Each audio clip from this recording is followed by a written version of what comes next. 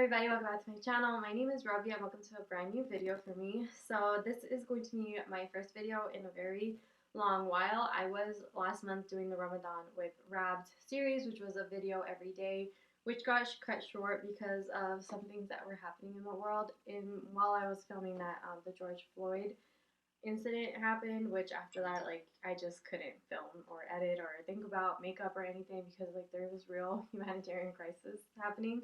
So this whole look, besides mascara and the primer, is from Black-owned beauty brand. So there are some great options in here. If you do enjoy the video, please consider liking the video and subscribing to the channel. I will be leaving some information in the description box down below for either if you want to donate, educate yourself, or have a conversation.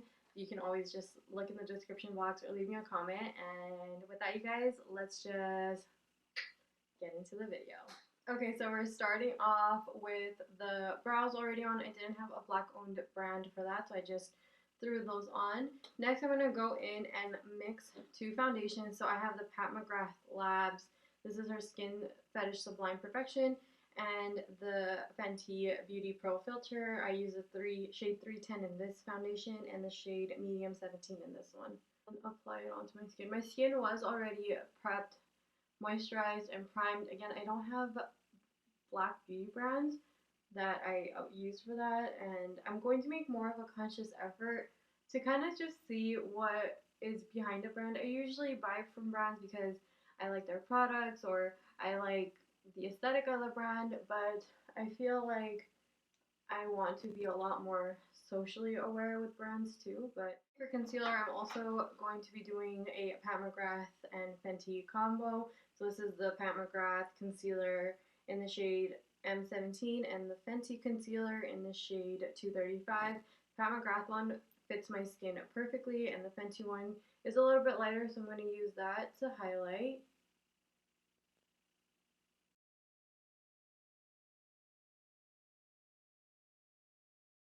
Okay, and then to start setting that concealer, I'm going to first go in with the Pat McGrath. This is her medium Skin Fetish Blurring Under Eye Powder, and again, it's in the shade medium. I'm just going to take a little bit and push that underneath of my eyes, and then I'm going to go over top of that with the Fenty Banana Powder, just to give myself a light bake.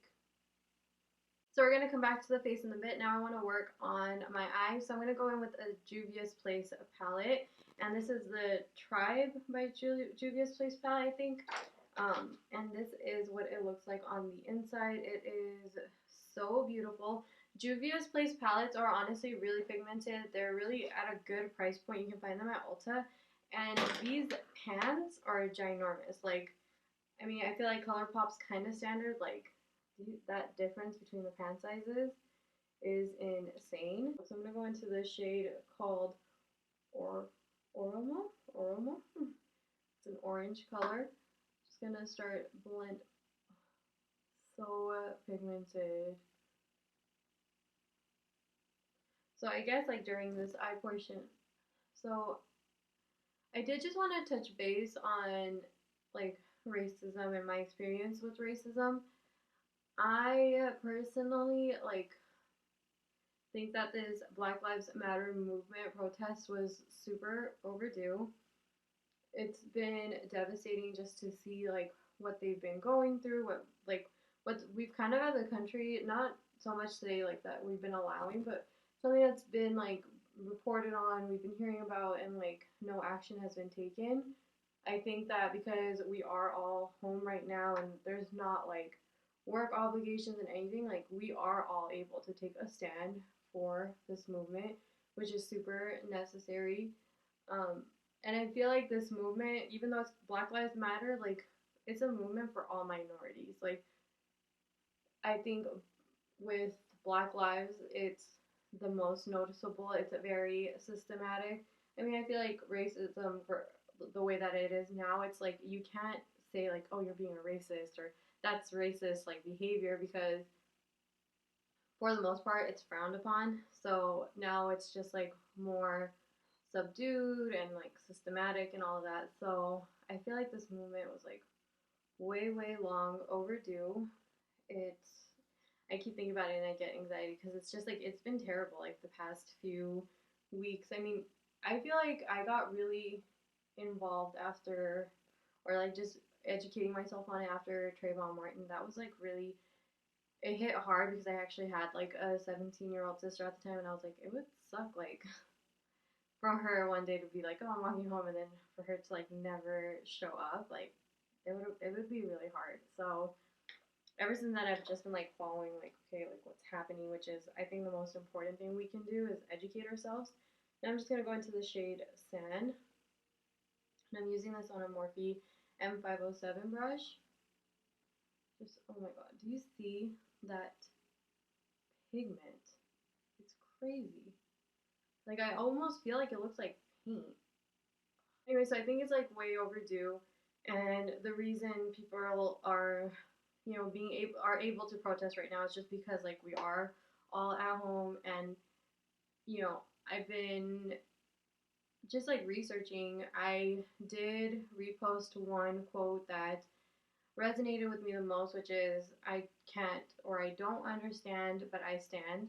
Like, because I don't know what it's like to be a black American or like just like black in general, because I know that like they suffer with it all over the world, but just like I can't understand what it's like to be that. So for me to be like I understand your story, I don't like I don't like the police, like, but I don't like, I'm not afraid for my life when they come around. Like, I feel like I'm not gonna get out of a ticket, but like, I don't feel like I'm gonna get like shot at or like thought something terrible of. And I mean, I still would like call, like, if I needed anything, I would call, I wouldn't hesitate to call the police. And I feel like it sucks for, human beings to not be able to trust something that's meant to protect us based on their skin tone. For brown people who aren't understanding, like there's certain people that just get it. Like my mom, I feel like she just understood it. She's an immigrant from Pakistan, and I didn't have to explain anything to her. Like she was like, it's wrong, it's not okay. She was like, like it's fine for people to like, it's not fine, but in her thing, she was like, it's fine for you not to like somebody based on how they look, or you don't, whatever, like you don't like them, that's on you, but it's not okay for you to take somebody's life because of that. And I feel like that's what brown people have to understand. Like, yes, we suffer like our own kind of racism. Like, there's certain words my mom won't say. There's certain words my mom doesn't like when we say, just because of like, of our racial background and like what she's seen and heard from our families. Um, I feel like we've suffered in a separate way, but I don't think that this is the time to like bring up anybody else's like struggle with racism, and just kind of support one group at a time, because like the Black Lives Matter movement, even though it's like pushed on, oh sorry, I'm gonna go in with this Curla shade, and I'm gonna apply that all through the inner part of my crease. So I'm just gonna like pack that on, and I don't know if the camera is gonna pick up how this looks. It's like molten pigment. It feels like it's going on so smooth. I just poked myself in the eye with my brush, but it kind of is applying like molten, like it almost like wet. Like their shadows really, even their masks, like they kind of just look like paint. So anyways, I feel like right now we just have to educate. If your parents, if you're like a minority and your parents aren't understanding it, like we have to be patient with them and explain it to them. That is our responsibility. I don't think our parents understand. Not our parents, like my parents kind of like for the most part they understood. Like I didn't really have to have a conversation with them about it. Like they just took a very human approach to it. Like it's not okay. Like it's not okay for you to be killing someone's son, someone's dad, someone's husband. It's like not okay. And so they stood with the protest, because just from a humanitarian point of view, which is the point of view I feel like all of us should be happening, because we all have struggles, and I don't think that this movement means to negate other races or anything. It's just right now the black community needs us, all of us, to stand with them, and especially the minorities. Like don't let anything divide you as a human from another human. if someone needs help and someone needs you to take a stand with them against their injustices, just do it. Like, I don't know why we're fighting for this. Like, why can't everyone just agree? Like, yeah, Black Lives Matter. Black lives are important. Black lives are worthy. Black parents shouldn't have to worry about their kids going out and playing. Black kids shouldn't have to worry about the police coming around. Like, I don't know why there's even an argument about it. Now I'm gonna go in with this blue Kuba shade. I'm just gonna apply that where the matte sand shade and this Curla shade is. I'm just gonna put this blue shade right in between just to help blend it a little bit. Go in with my Fenty Beauty eyeliner and create a really quick wing. I will be right back. And now I'm just gonna go ahead and dust off this bake. I'm not gonna set the entirety of my face. I've been doing that lately and I've been liking it. Just feel like it gives my face like a little bit of like a less makeup-y look. Okay, for bronzer, I'm going to go in with my Fenty Beauty bronzer, and this is in the shade Caramel Cutie. I'm just going to hit that on my cheekbones. This is actually one of my favorite bronzers right now. I feel like Fenty Beauty is really good about inclusivity. So that's something I love about these Black-owned brands that I've heard about. I haven't tried that many, and again, like, I have to make more of an effort to do that. But it's just that their pigmentation and their inclusivity is just like crazy to me because like they know that there's so many different shades of people. Not that I'm saying other brands don't. Like, I think inclusivity is like a big deal everywhere now, but I feel like a lot of Black brands, they kind of always have a lot of shades. Like Fenty came out with a lot of shades.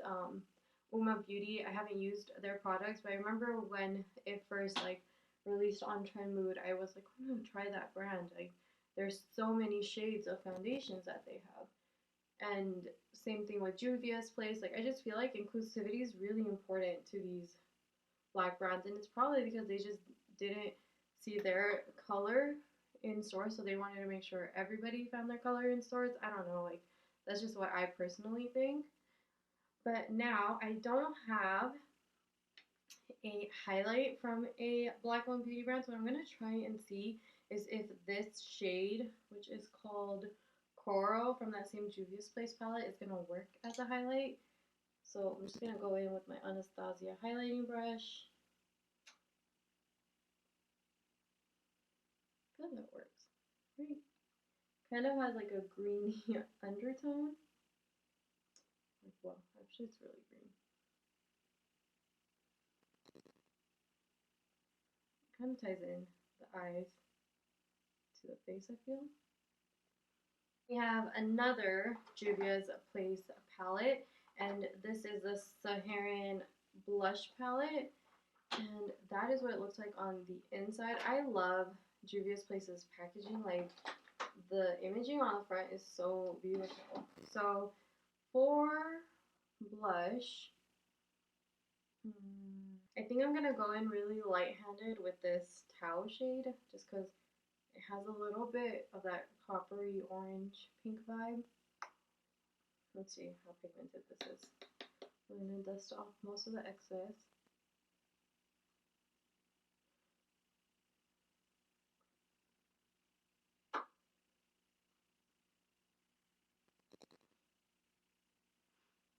Okay, so it's really pink on my skin tone. I think it's more like a true coral. I really regret using that eyeshadow as a highlight. It looks so green. And I feel like it's actually pulling a lot more green because of my eye look. But yeah, it's like super green. And with this sand shade first. And again, I'm going to diffuse this all the way through, like from front to end of the lower lash line. This is such a beautiful, like, aquamarine shade. And going back into this Oromo shade, just going to blend that out. And then I always just like to, when I'm blowing out like the lower lash line, I always try to connect it back to the top just so everything, like the eyes just look super like connected. I'm just gonna go ahead and do that. I opted out of wearing falsies, so because I just feel like this looks okay without falsies. I feel like falsies just add to it, but I prefer not wearing it. I did also just highlight with the same shade, so this coral shade, I popped in my inner corner, kind of dragged it up, and then on the arch of my brow. Don't really like that green shift it has, but I mean, it is cool, but I feel like in the pan, it doesn't look like it has a green shift, but it does. So I don't have a lip liner by a black-owned beauty brand, but I am going to be using the ColourPop X Shayla, Makeup Shayla lip liner in the shade BFF4. So Makeup Shayla is a black content creator here on YouTube. So I'm just going to line my lips with this.